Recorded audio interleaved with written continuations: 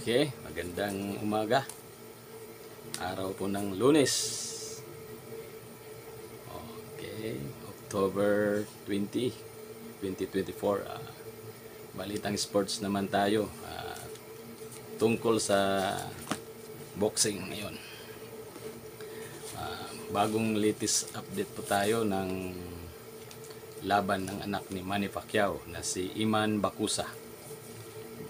Ang kanyang kalaban ay si Rodelin Perez. Kaya ngayon ay talakayin natin.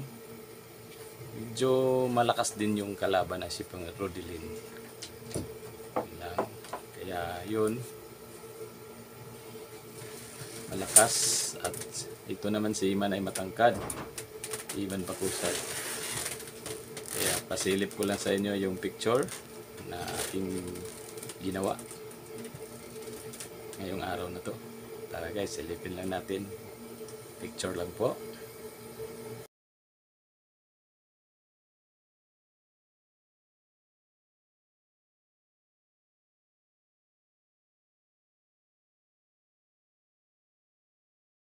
Okay.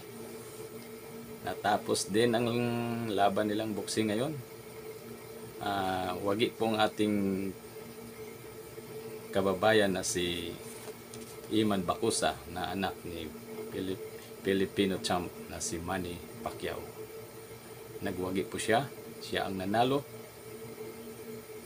Congrats Iman Bakusa sa iyong pagkapanalo versus kay Rodelin Perez. Guys, hanggang dito na lang po ang ating YouTube upload. Don't forget po, paki-like, paki-share, paki-comment, and paki-click ang notification bell. Ang iyong lingkod, Kuya Al TV 413. Balitang Sport po. Bye-bye!